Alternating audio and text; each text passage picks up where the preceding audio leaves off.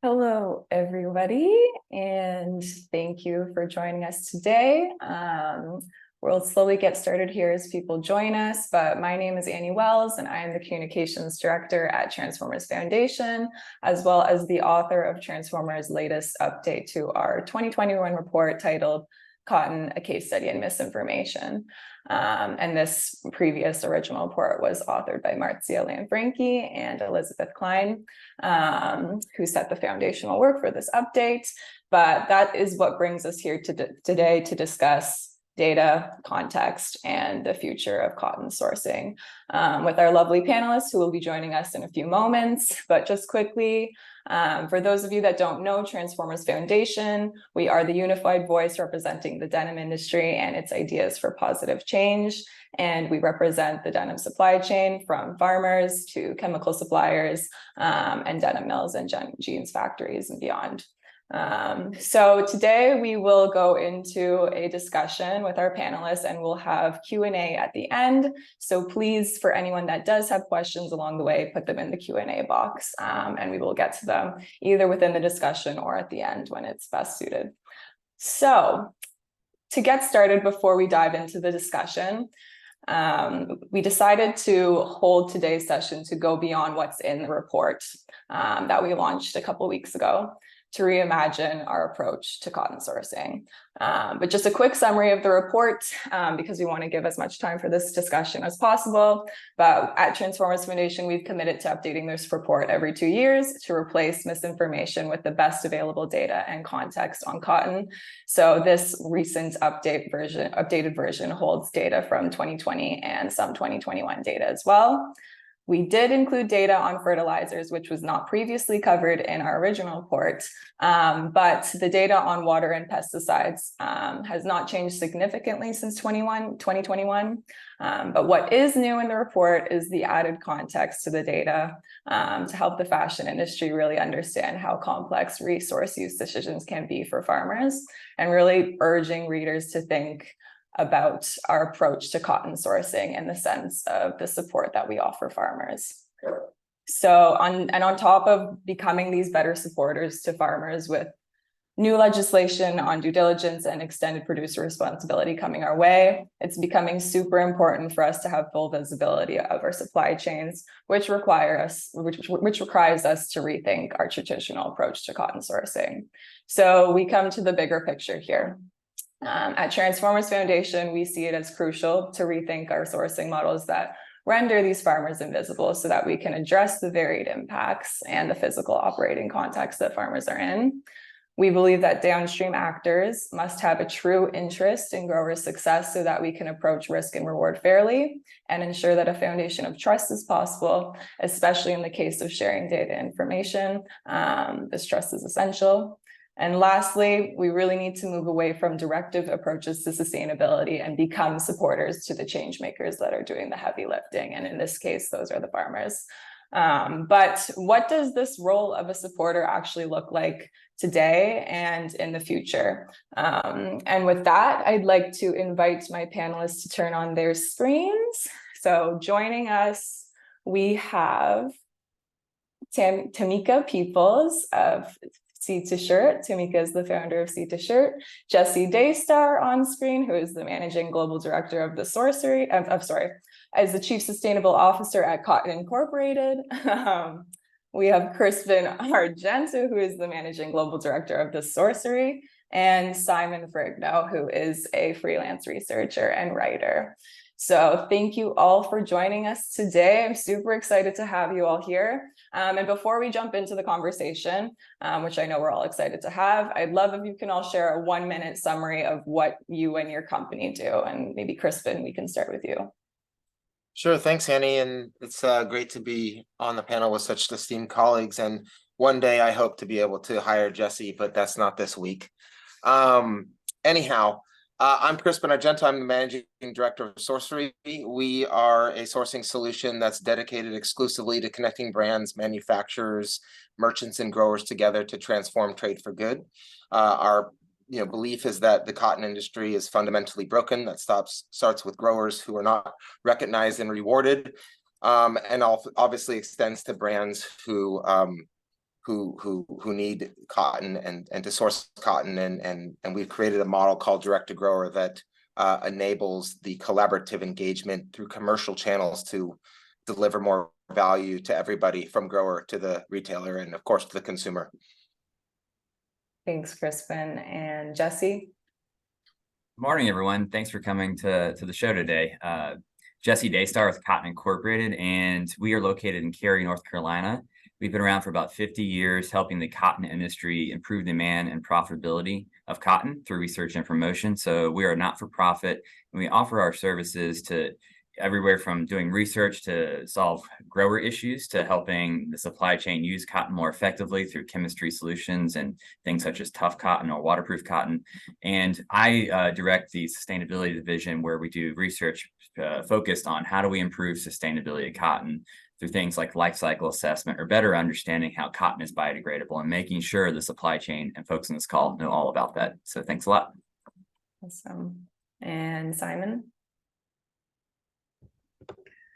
So good morning or good afternoon, everybody, depending where you are on this fair planet.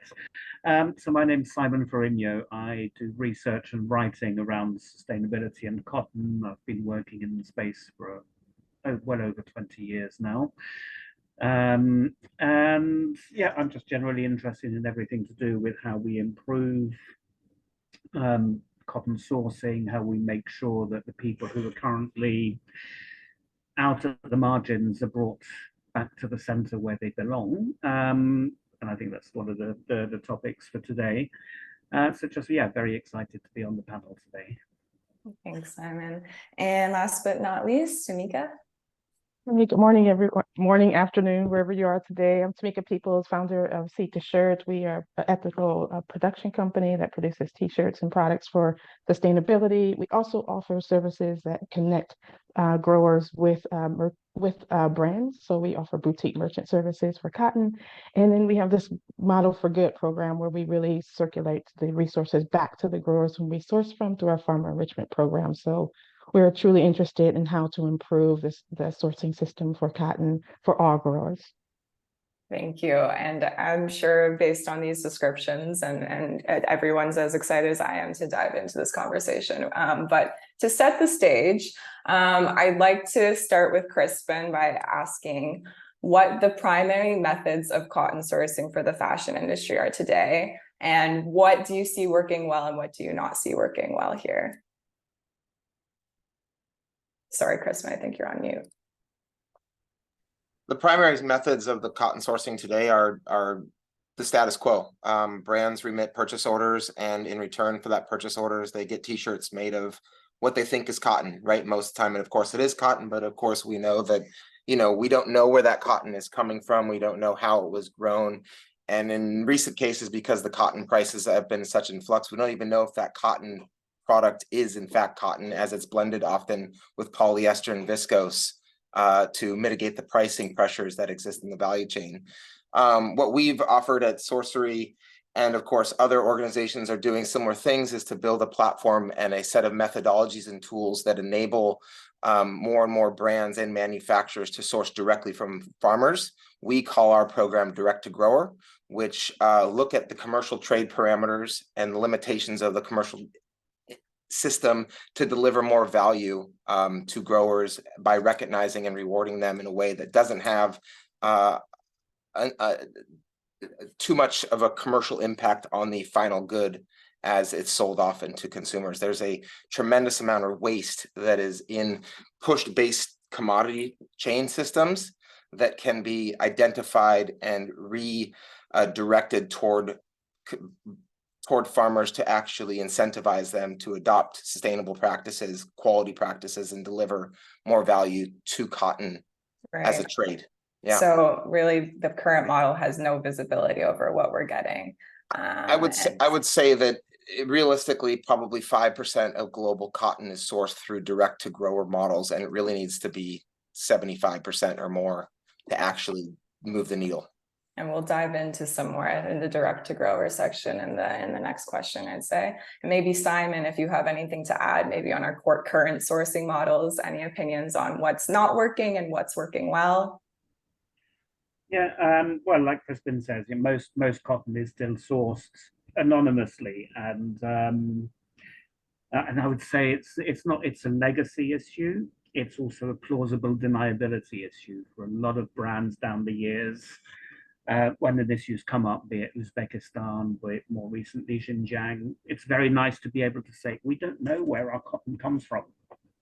To be able to disassociate yourself as a brand from what's really happening in your supply chain. We are moving slowly away from that in terms of the rhetoric, at least, of due diligence.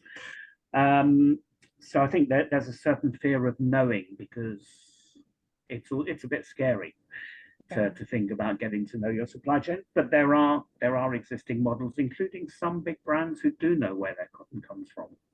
They may not say it publicly, but they do certainly look into it. So and I will talk heavily about direct to grower, but I think, Jesse, I'd love to tap into you here and maybe think about, I know we've had conversations about using intermediaries as a model that works well for knowing or connecting with the farmer.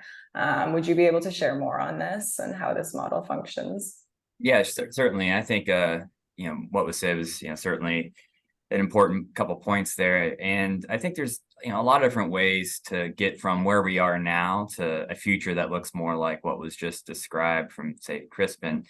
And another thing that kind of comes into this, I think brands are starting to source, as data becomes more granular, and we have, say, regional data for life cycle assessment or greenhouse gas emissions, environmental impacts.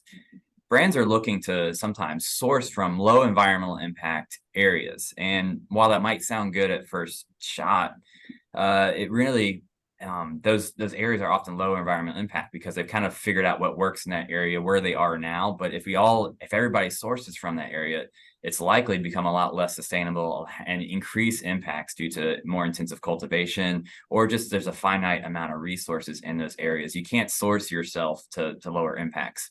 What you can do is what was kind of mentioned earlier is how do you engage the grower who are earlier in their sustainability journey and bring them to or share risk or provide them resources to do things such as cover crops or reduce tillage or implement better practices on the field. That's actually how things change. The grower has to help make these changes. And if they don't have the resources to do that because you didn't source from them, they're going to keep on doing what they're doing, and somebody else will likely buy that cotton. So we're just shifting around, where you get your cotton from. What did that really do in meeting the global climate crisis? Not very much. So what's really important is to engage programs such as the U.S. Cotton Trust Protocol in the United States, or maybe more globally, Better Cotton, which has a particular focus on supporting growers in adopting these sustainability practices and quantifying how those adoption of practices improve the environment, and offer that often they provide some traceability component using platforms such as Textilegenesis to provide further transparency to the supply chain. Is it perfect? No, but I think it's really where we are now, and that's a real mechanism that we need to lean on to help make the change on the ground and not just start sourcing from other areas to chase numbers. That doesn't really affect the outcomes at a global level. Right, it's really interesting. I just had the chance of going to a Better Cotton farm in Turkey a couple of weeks ago, and to see how the farmers actually truly appreciated the support they were getting was something that changed my perspective on BCI, honestly. And with this fact, obviously, this is something that is more doable in right now and today for brands. And as we mentioned, obviously, we want to go towards more of a direct to farmer grower, or see more of that, as Crispin mentioned, seeing that come to 75% of the global cotton economy. So Tameka and Crispin, I'd like to turn to you now and kind of ask, beyond what we've been talking about in these traditional cotton sourcing methods that really are opaque and no visibility over these supply chains, what are these direct to farm programs doing, and what do they actually look like in practice? Maybe we can start with Tameka. Oh, yes, thank you. I've seen a lot of them. There's Climate Beneficial, which we're a part of, that really looks at the true cost for implementation and balancing that across what it is for the total amount of the fiber. I think the elephant in the room that no one is really talking about is the other portions of the value chain that really impact how a brand uptakes this cotton. You're talking about the textile and the final processing of these products. So actually being able to address where we can address cost and sustainability in that portion of the value chain will in turn impact how brands source their cotton in their models, because at the end of the day, their brands are looking at how they meet margins. And if their material margins start to increase because of the fiber cost increase, then there's not really a incentive, if you will, for a brand to start to adopt at large scale. Now they can look to lean into the BCI models and the climate beneficial models, but if it doesn't make sense over the long haul for that material product, it's going to have the sustainability of that program or that initiative won't last. So I think that the middle ground of cotton sourcing that we really have to address is the textile element of this and the portions of that value chain. It's just the things that I've been seeing. With climate beneficial, I do see the value of how we work with brands to understand that farm forward model, where they can address production models that look at particular boutique product lines that then they can offer to their clientele at the rates that really help them meet those margins, so that they can source in the way that we would like them to source, that really does help the farmer. Yeah.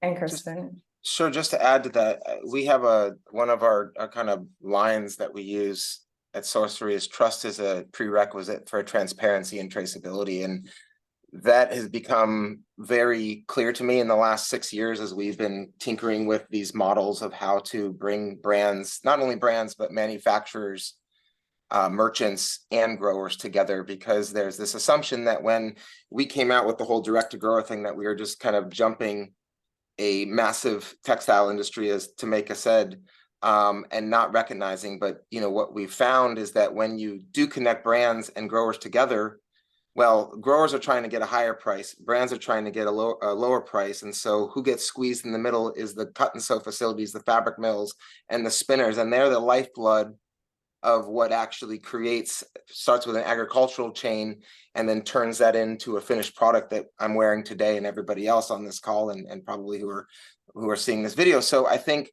we've taken the approach of Sourcery to be a commercially neutral party. As an agent, in a sense, we're a full supply chain agent. We charge flat membership fees rather than taking commissions on the sale of fiber, yarn, and fabric that we involve in, because we need to build that trust. So in a lot of ways, we operate like a conductor in an orchestra, right? And we kind of try to use that analogy to make we're creating a symphony, right? And we have to balance the strings and the horn section and the percussions and all of that, because they all have skills that we need to make that beautiful sound, but none of them can do that as independent actors. And so I think that these direct to grower models are still new, and we're still learning about how they work, because as we say also at Sourcery, not to plug it, but we are transforming trade, and we're transforming the practices of brands, of manufacturers, and everybody else, so that they can actually deliver more value to fiber where it belongs. So really I think this picture we have with direct to farm is this romantic vision where a brand is literally speaking to the farmers themselves and having this direct relationship. But from what we've been speaking about today, I love the mention, Jesse, that you said you can't source yourself to sustainability. I think that's a lot of the times what brands think that they can do, and again have this romantic idea that if they do these direct to farm programs, all their problems will be solved. They'll have all the data that they need on the ground because they have that direct relationship.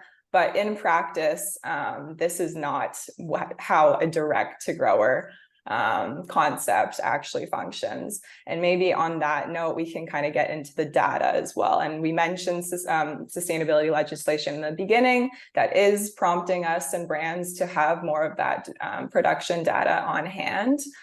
So how do we see, I think I'd like to direct this to Simon and Jesse here, but how do we see data intersecting with the way we source cotton or the future of cotton sourcing? And Jesse, maybe we can start with you. Sure.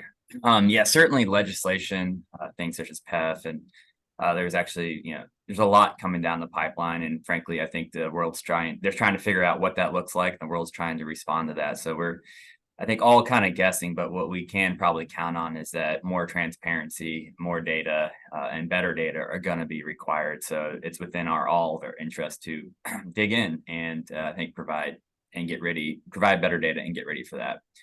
So one of the things I think we're going to see is more regional context, which can be very helpful. And I think that today, for example, our life cycle assessment we did back in 2015 was a global level, but we are currently doing a US based cotton production life cycle assessment. And I think there's other efforts ongoing around the world to do more of a regional approach. And I know the PEF also has data sets that are also regional. So I think we're going to be seeing that. But that being said, those snapshots and life cycle assessments are generally just a point in time and frankly, get outdated very quickly. So we've been really focused within the cotton industry with the efforts of the Sustainable Apparel Coalition, the SAC, focused on within the HIG Cotton MSI Expert Methodology Group to really focus on how do we, as an industry, all agree upon which data do we need to collect in order to have appropriate sample sizes, to have the right data to do environmental impact assessments and life cycle assessments. So we've been focused for about a year or two with Joelle Mertens leading that group, really focused on what data do we need, and we're about to pivot to how do we model that data, because there's a lot of variety and methodologies that can create very different results. So I think it's going to take a collective effort from the industry to figure out how we do that. And then once we do, I think programs that are working with producers, whether it be organic, better cotton, or particularly the Cotton Trust Protocol, how can they take data on maybe a yearly basis and provide that to, say, the SAC and those tools that they're developing, so that we can have more updated data. And I think that as we get more growers enrolled, which is really key to all of this, to get that data, we have to scale enrollment in these cotton programs that are really highly focused on engaging the grower, and that captures data, and that data then can be supplied to the supply chain to have better data than some generic cotton data set that's maybe not based in good science and from 5 to 10 years ago. So something that's far more robust. But at the end of the day, the data doesn't make the change. We got to remember that life cycle assessment and data, it doesn't make the change. It only reports after the fact. Did it help or did it not help? It's important, but you have to really all come back to the ground and sharing risks with growers, helping them adopt practices that they may not think work on their farm initially, but you provide support, financial, perhaps support, and share that risk and maybe some education to get them to try it. And hopefully it works. Sometimes it might not, but it all comes down to making that change on the ground. And then hopefully the data will reflect an improvement in environmental outcomes. I think you're on mute, Annie. I'm muted, sorry. I know Crispin will give a chance to chime in on this too, but Simon, on the data part, I'd love to hear your insights as well. Yeah, I think it's important to say, I mean, Jesse made some really good points about NCAs being snapshots and the limitations, but I think once you know the farmer, once you know the farm, the data may not be there straight away, but you immediately have access to the data in time. So that's one thing, and you're no longer over time going to be reliant on snapshots, averages, extrapolations, or guesses, and we see all of those in the industry today. But you can do simple things like testing your soil, testing your water, counting worms, birds, bees, checking food. Importantly, we haven't touched on the social. You can also start looking at things like who's going to school. And here I've got an anecdote, which was years and years and years ago in Benin, West Africa.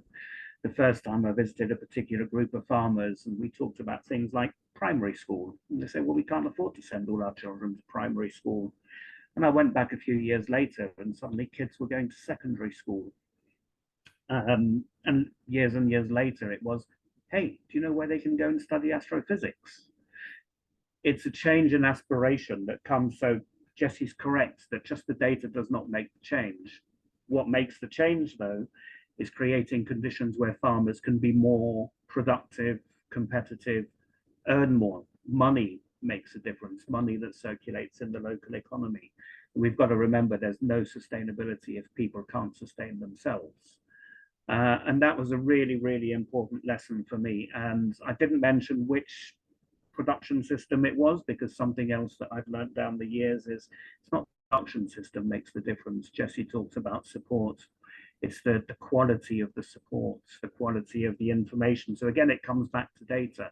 Help people get the correct data, where they can also make some changes. And we did that in some tests with a client where we looked at soil quality in India, and we weren't able to immediately spot any difference in soil carbon sequestration, but we did notice different levels of chemicals in the soil. So we were able to advise farmers to change the type of fertilization they were doing. Again, helping create sort of data sets which allow farmers to be more central to decision. And you've got to bring the farmers into the discussion about what sustainability is, what trade is, what difference it makes to them. And again, going back to some of those examples in Berlin, you see not just kids going to school, you see farmers developing their own financial structures, their own training programs. So again, it's a change in condition, a change in power in the supply chain. So the importance of the social for me and the data has got to be emphasized. Yeah, absolutely. And again, too, the kind of coming back to that point, it's like, why are we collecting this data? What are we using this data? Crispin, I don't know if you have anything to add here, but I think. Yeah, just briefly. I mean, I think Jesse and Simon and Tameka really touched on it. Ultimately, is that we know why we need the data, whether that's legislation or we need to inform grower decisions or whatever. But I think the major question is, what is the quality of the data and how do we get that data, right? And this industry has suffered greatly over the last 2 decades because we haven't allowed the value of cotton to increase, and we haven't actually recognized the additionality that growers add to a cotton. When we look at a ticker on Wall Street that says this is the price for cotton, the real price discovery of sustainable cotton happens at the farm level. And so we need that data to inform us on individual regional grower performance and then recognize and reward those growers for that. And I've talked to a number of growers over the years, and they're tired of filling out forms. They're tired of imparting free information that's valuable to other organizations that either sell that information or use it to sell a higher value t-shirt. Or in the case of John Deere, for example, they take grower data and they sell that data. So it's time that the growers, say, look, our data is valuable, and that comes with a price. And what that price is, I don't know, but I can tell you from our experience in India, it's about $20 a metric ton, which is around less than 1 penny per pound of cotton. And that has zero impact on the price of an FOB good. Now, there are other costs that are involved in capturing that data, but in doing so, we actually then begin to transform trade because we shift from a commodity to a product. And when we have a product, we have something that has a differentiated value that's appreciated by the sector and by brands because of the stories that it creates, right? There's really nothing difference between a $200 t-shirt and a $5 fast fashion t-shirt when you really break it down. There's nothing. But we have a perception that it's different because of brands. So we need to create more cotton brands. We need to create more value that's directed at the farm level. And that's one of the things that we do. But everybody on this call is working diligently to deliver more value to the farm level. And that's what's needed to actually deliver sustainability outcomes that we're looking for, not just a piece of paper that says something sustainable and it's really not. Yeah, I think, thanks for adding that in. Obviously, we do not, and I can't recall if it was when we were live or if we were talking it beforehand. But the fact that, even in these direct to grower programs, is that there's the spinners, the textile manufacturers in between, that often now the growers are asking for something of value and the brands are obviously squeezing them. That cuts out the middlemen. But how can we reimagine this then to make it more equitable for the entire value chain? What should we be looking out for that will facilitate this more equitable approach then? Are there technological advancements? Is it going back to old ways of doing things? Are there any examples or insights we can give here? Just to step in quickly, it's mitigating risk. That's it. It's mitigating counterparty risk. It starts with the grower. The growers sell the merchants because that mitigates their risk. Merchants sell the spinners. They want to have more visibility into the value chain, so they're connecting with brands to try to mitigate their risk. And if you mitigate the risk along the chain of all the parties, then you actually have collaboration, because you then start to be able to build trust between buyer and seller along the chain. And until you have trust, until you have a higher degree of what we all expect, than we do. But again, that's a larger ask, because that also requires us as a textile industry to step out of the incessant race to the bottom and actually start to value the work that people do, let alone what people can do for the environment. For us, we always say, look, we have to take care of this industry first. We have to save this industry first before it can even save the environment, because the planet will be just fine without another pair of jeans, period.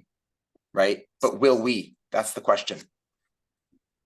And Tameka, maybe with your experience yeah, I was going to say, with respect to mitigating risk, there a lot of conversations are around this price point and making sure the farmers are supported, but there's got to be some stuff that comes in on the front end for the farmers that really support what is needed on the ground, because quite frankly, a grower is not going to get paid oftentimes 6 months to 9 months after they've harvested this cotton and sold it, let's say, to one of the larger merchants. Who's coming in on the front end and making sure that they are supported with respect to actually implementing these practices or the things that they need to do on the sustainability side? So supporting institutional investment in the grower, like for instance, we're working within the USDA Climate Smart Commodities. How do we institutionally invest in those growers in a way that helps them do these implements, so that there can be that mitigation of the risk that they're taking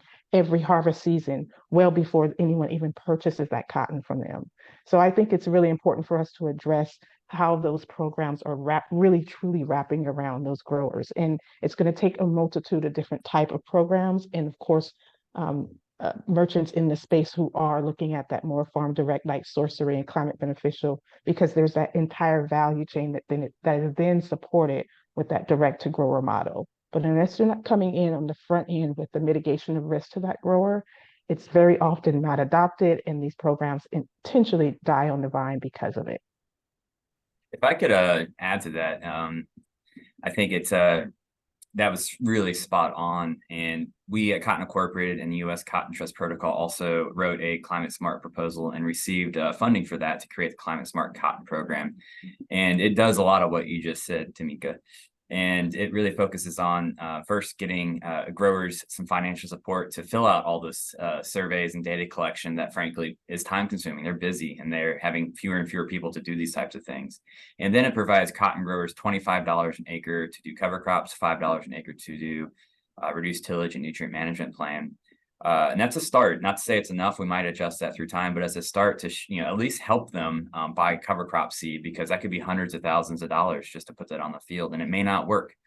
And then another thing that I think is really important as we look to the future, carbon insetting could be another opportunity to essentially provide an additional revenue stream to the cotton producer in a way that diversifies their income, as well as helps support them make these changes and create the outcomes. So I think that's a really neat opportunity within the Climate Smart Cotton Program. We've actually developed a carbon insetting opportunity where growers will likely get paid, half the money up front to make the change, and then half the money later to once they've delivered the change, and that is on a yearly basis. So these new types of models that help support the grower, it all comes back down. That sounds kind of like a broken record, but a lot of growers they want to do these things, but it's costly.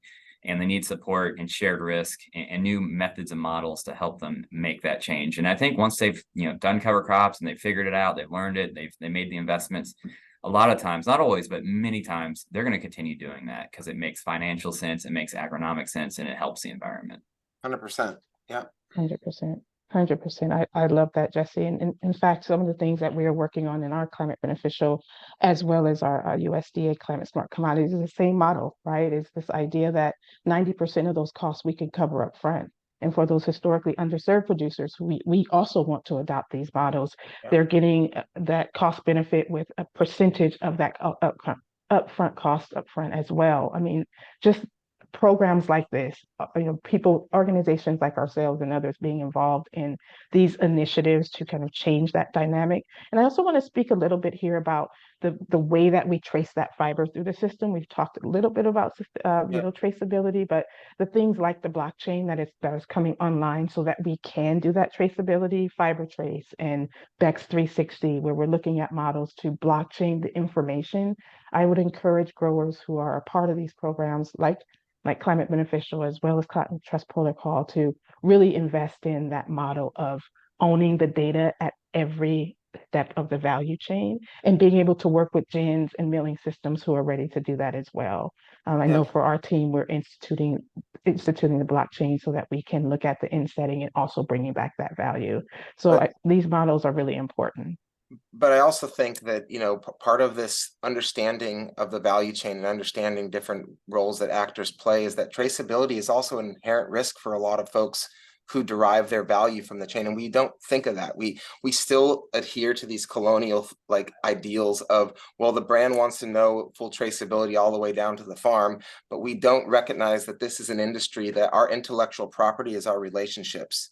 We don't have patents in textiles for the most part. Now that's coming and changing with new chemistries and new, innovative fibers and things like that. But in cotton, it's the old way of doing business. And I think that that's important. The other side of it is, and I think it's important to note, and it's a just choice that we have distinctly made at Sourcery, is not to accept any philanthropy. Now, my team always says, we should go after this grant. And I said, no, we can't, because we're here to transform trade. So Jesse, to your point, we can rely on the USDA to provide these grants, which are terrific to show that there is a way of change.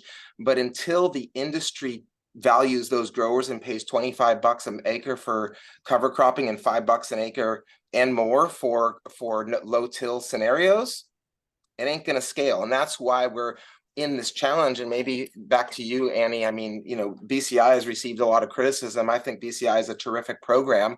The fact is that we as an industry are funding an NGO of 25 million or so euros a year, trying to transform a $50 to $60 billion fiber sector. Sorry, folks, talk to any economist, not going to happen. Right. And so what you saw is one of the greater programs at BCI in Turkey. It's terrific what IPUD and the team has done there. Right. But that's not always the case, and no criticism toward BCI. You only can do so much with limited resources. If BCI were in a place to actually deliver more values similar to what Trust Protocol is, at least in the United States, BCI would be a $500 million organization to actually deliver value at scale, that what we need. And that's the truth. And that might be a controversial statement, but that's the type of investment that we need, that everybody's talking about, to actually transform this industry. So really a conversation about financing really has to happen as well in this and around this. But there's been a couple of questions coming in that I think are related, and we can go back to the panel questions after. But in terms of so we have a question from Nikki, and it's directed at Simon. So change of power.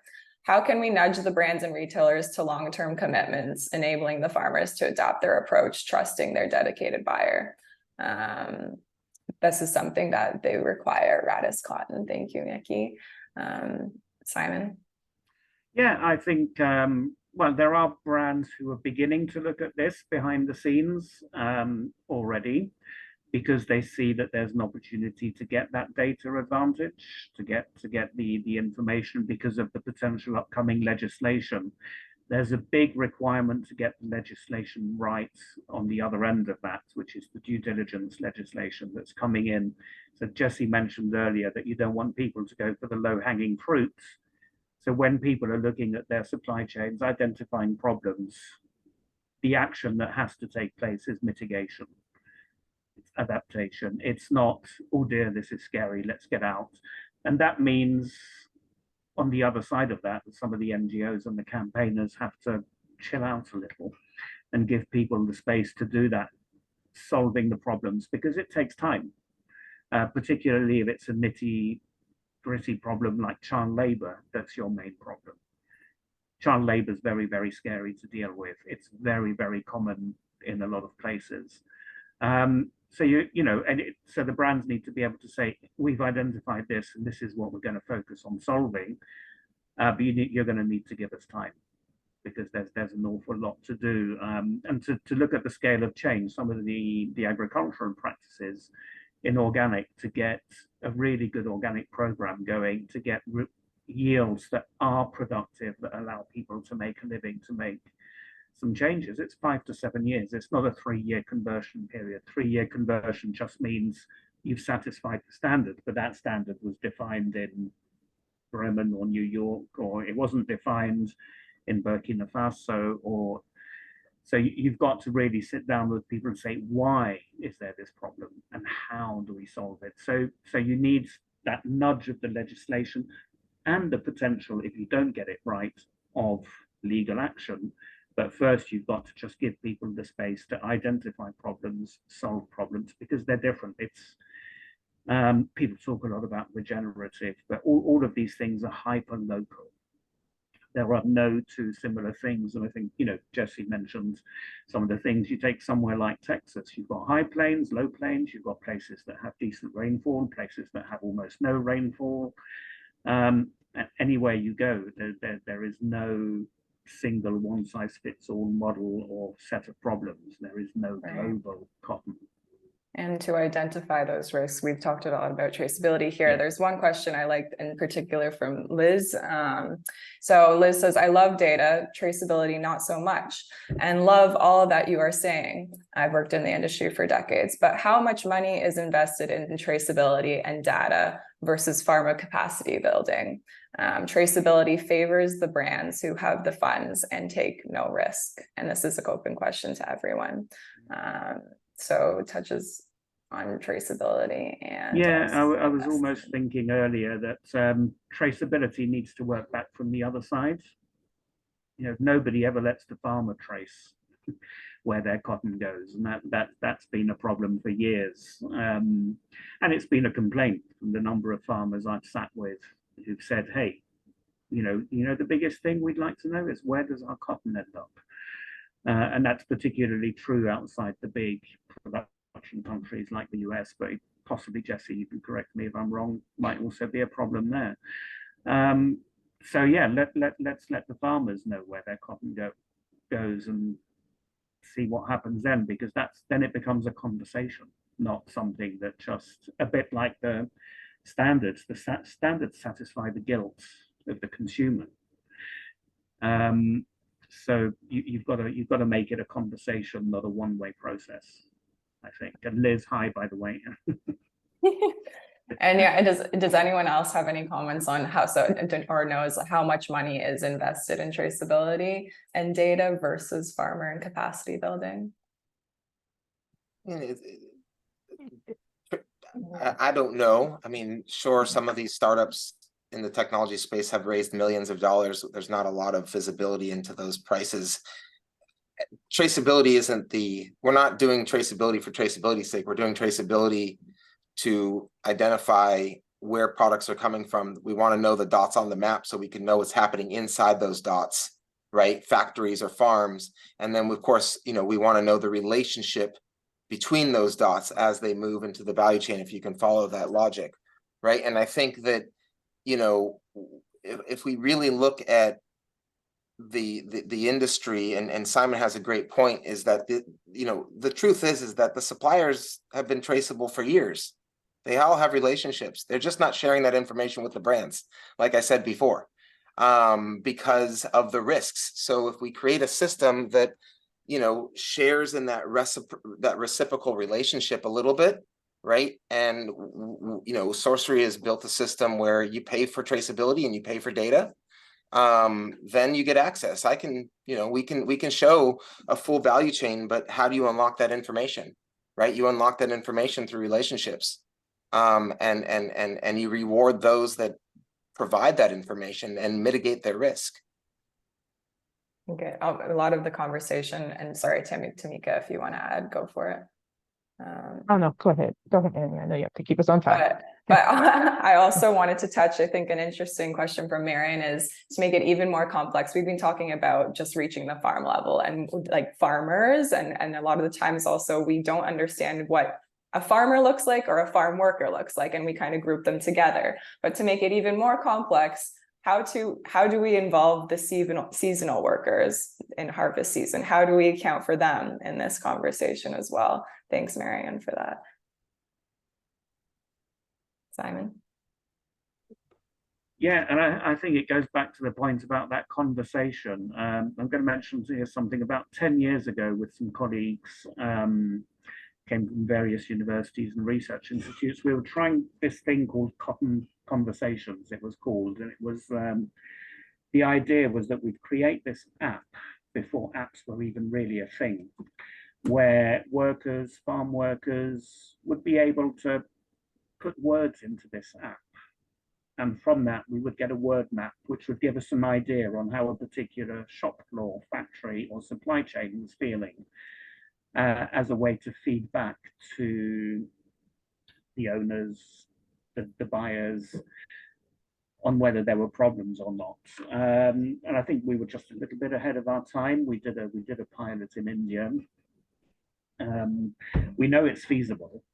It's just nobody's done it yet. But you've got to have that, because the workers are critical, and cotton does have a labor problem, which is the more jobs are available in cities, the fewer people want to work in agriculture. And cotton, although I've never picked it myself, I have worked in farm labor in my youth, but I imagine cotton is one of the hardest to do, particularly if you're still picking it manually. So you want those workers involved in that conversation, because while there may be robots down the line, they're not here yet. So you've got to have somebody to pick the cotton. And again, if you go around the world and you look at what happens, there are places which do use forced labor, bonded labor. There are also places which are a little bit more enlightened, where when seasonal workers arrive, the farmers will make sure the kids are registered in the local school. So there are different things to do, but you've also got to pay them. I also remember in Egypt being more or less forcibly removed from going to look at what looked like the workers' camps, because people did not want us to speak to them. So we know that conditions are still really, really bad in a lot of places. So I think it's a good question. Don't have any necessarily ready answer, but just know we need to have, again, conversations. And anyone else have anything to add on this question? We have some other ones that are great that we can get to as well. So moving on to another question from Nikki, and this is directed to Jesse. So is it resilient if philanthropy is needed to get the right seeds to the farmer? What about the responsibility of the actual buyer, the brand, including the margin they create for themselves? Therefore, our brand partners do invest from first seed to final shirt. So I guess going back to that upfront investment. So what is the responsibility of the buyer, including the margin they create for themselves? Yeah, it's a certainly important area to discuss. I think kind of framing, Crispin spoke to this earlier, when you compare the price of cotton to, say, polyester, cotton certainly is more than polyester, and I think polyester is maybe artificially low. And does the price of cotton really reflect what it takes to make it sustainably, or to be, really invest in adoption of practices that are going to pull carbon out of the air and provide that additional benefit beyond just the clothing and the fiber to the brands? I don't think it's properly priced in yet. So seeds or certain genetics are critical to having a productive crop. No matter how you grow it, having good genetics is really important. And the USDA and Cotton Incorporated and the cotton industry does invest. We have probably 10 or 20 projects at Cotton Incorporated focused on how do we improve genetics to really overcome emerging diseases that exist. There's, most people don't know it, but there's, new diseases that pop up that affect cotton that, really reduce yields and create, less profitability and less sustainability on the farm. So genetics are critical, and that's an evolving process. And I am hopeful with the new technology of gene editing. I think there's some really big opportunities there that could, really make cotton more productive, as well as even more sustainable than we're currently producing with those new type of technologies. But genetics certainly is a complex thing. Sometimes these new tools and different seed traits can be utilized well in certain environments when you have the proper education and proper resources and systems, and maybe used less well in other areas that don't have that level. So all tools have to be used in the right context, and seeds and really investing in the input sides in order to have a more sustainable fiber and outcome on the other side is certainly important. That's something we did dive into the report a little bit, was the importance of seed breeding and selection too. So I would suggest diving into that section a little bit more. One thing we didn't touch on, and I am curious to hear your thoughts on this, but how does recycled cotton fit into this conversation? Do we should like, yeah, how does recycled cotton fit in here with you? And we're all connected so closely to the farm, but curious to hear your thoughts here. Yeah, sure, Simon, go. Okay, yeah, I'll just be very brief, but I'll just say that the brands I know who were very, very keen on, say, tracing and knowing the farmers are also very, very keen on when will recycling technology sort of allow them to start recovering fiber. I think we all know that there's a finite amount of resources that we can tap into. The climate's changing, so we're going to have to go into this circular economy. We're still going to grow cotton.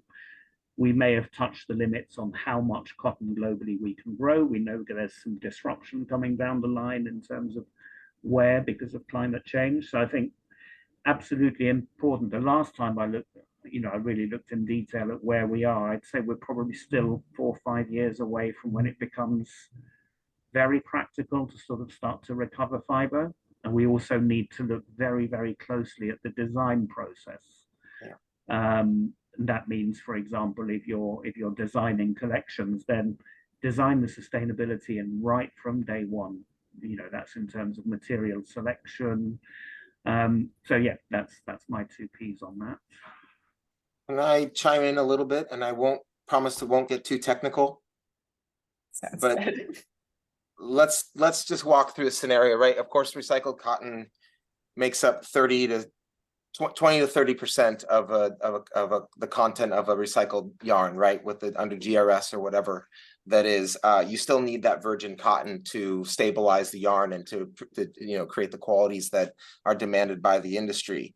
But one of the value additions of going direct to grower is when a bale is in laydown, you can assume that 20% of that bale will go to what's called Noil waste. Noil waste is industrial virgin material that is then used in recycled materials. And so there's a debate, of course, is that recycled or is that not? Now under GRS, it's not, but a lot of the industry use that feedstock to create lower count yarns. So for example, when a brand takes a position on cotton, they can make their sheeting sets with their prime cotton, which is the initial cotton, and they can make their towels with the Noils. And they can then take and mitigate the risk of that spinner because that cotton goes into both products and it's one price for the cotton. Now people don't think like that, right? It's a byproduct, right? We talk about, leather is a byproduct of the beef industry, right? And it's a value addition that creates value. Well, cotton waste creates a great value for farmers potentially, because we can then start to pay a higher value on the virgin cotton that goes to those farmers. And then the recycled material goes into products that create higher value as well. But we don't have that visibility until we actually engage at that level and understand what those products that are being made from that product, from that fiber initially. And if I could jump in, this is a really exciting and area where Cotton Incorporated has put a lot of thought into it. And I think zooming out is really important to frame this, and that's reduce, reuse, recycle. Certainly recycling is an option, but there's 2 things we might want to think about prior to that. And of course, reduce, fast fashion versus making a cotton garment that's really durable. It's going to last a long time. That's may use a little more material on the front end, but it's going to have, a lot more longevity and then maybe a second life. I was just at an event where I was speaking with Stephen Bethel from Bank of Vogue, and he's really an expert on understanding used clothing in the resale market. So he's communicated to me that cotton is really what people want to buy in that resale market. It has multiple lives at, say, you know, a secondhand store or a vintage shop. And then after that, it can still go to things such as rags. So we've used it 3 or 4 times maybe before the opportunity to even come to be doing things such as fiber to fiber recycling. So that's really important to consider. And then we also have to consider, if we are going to recycle, is recycling to fiber to shirts really the best option? At Cotton Incorporated, working with several researchers to understand, are there ways we can take the carbon that's locked up in that fiber that came out of the air and permanently put that in the ground or do other useful things with it? For example, by using creating biochar with that, you can put it in the ground and permanently capture that carbon. So recycling is an option, but as a means towards circularity and reducing impact, it's just one option. And I think that our research will bear that there's probably some even more environmentally friendly options out there that are going to drive more carbon reductions and still enable great opportunities for cotton growers to produce more sustainable fiber. Sorry, I was on mute. Awesome. So the grower's never forgotten here. And I think that's one, you know, we talked about social too. Recycled cotton obviously doesn't have this relationship to the farm level and soil health that farmers take care of and manage. So obviously balance is important here. We have time for about one more question. There's 3 left, but I would like to speak to Clara's question. What would a fair solution when it comes to misharvests be? How can you mitigate the risk here? And I think a lot of the report speaks to the launch of the report that we just mentioned at the beginning of this is the fact that there's so much risk when it comes to farming, and the people at the top of the supply chain don't necessarily understand that or think about it because it's out of sight and out of mind. So how could we approach this and ensure that when there are misharvests, we can take care and support the farmers here as well? Simon? I'll go back to the example from Benin. One of the things the farmers have set up there, working with the local group, is a little fund. Every year, every farmer pays a little bit into a fund, which is a risk fund. Somebody loses their crop to a late rainfall and it's too late to replant, they will be compensated for what they might have expected to have as a harvest. If it's still in time, they will be helped to buy new seed. So anything, it's a little risk mitigation. Somebody has a bereavement, you know, the farmer dies and it's hard for people to, that's what those funds are for. In sort of, you know, what we like to call developed countries, there may be crop insurance schemes, and it would be nice to see those rolled out worldwide, but they're the mechanisms. You've got to have ways to compensate people for losses that are not down to, you know, anything in their control, what are known colloquially as acts of God or goddess or whoever. Yeah. And if we have a few questions left, I'm sorry we don't have time to get to them, but we'll do our best to get our panelists maybe on email to get some answers over there. But I'd love to conclude this session by asking each one of you to give us one kind of action step or initiative that you'd like to see from brands and industry stakeholders when it comes to supporting our farmers better. Maybe we can start with you, Crispin. Sure. Just come down to the farm and pay growers more for what they give to this industry. Thank you for being concise and clear. Tameka? I'd say combine your global sustainability with your social impact goals to make sure that you can meet what the farmer needs at the brand level. Jesse? I'd say data is important, but I think you need to focus on how can you share risk and really support the growers in making the change that you're going to need at your corporate level sustainability goals. It's all about them making change on the ground, so help them do that. And Simon? I'd say if you haven't done anything yet and you're a brand, then just pick one supplier, track your layers down, find the farmers, and then remember that they're not supplicants. they're the foundation. Bring them up, bring them into the supply chain, work with them on getting the data you need. Start to look at things as how do you help them to be profitable, sustainable. That's it. Thank you. I think I've all very different answers, but also I think they all are underlined with something that we came back to time and time again was relationships and the notion of creating good relationships, trusting relationships along the supply chain. Obviously, resources. We have to give a think at who is fronting the bills for all of these changes that we're hoping to make in the industry as well. But I really appreciate you all taking the time to be here and answer these questions and the audience questions today as well. And thank you to the audience for asking such engaging questions too. But we will be sending out the recording of this session to all registrants after. So you'll also receive the slides that were at the beginning here. But thank you all for your time and rethinking the way that we can approach or start to make this direct or indirect connection through intermediaries to farmers. So everyone, thank you. Crispin, Tameka, Jesse, and Simon, appreciate all your insights and hope to see you all soon. Thank you, Annie, and Transformers Foundation for being a forward-thinking organization. Appreciate it. Thank you. Everybody. Thank you all. Yeah. Thank you, guys. Thank you. Have a good day, everyone. Bye.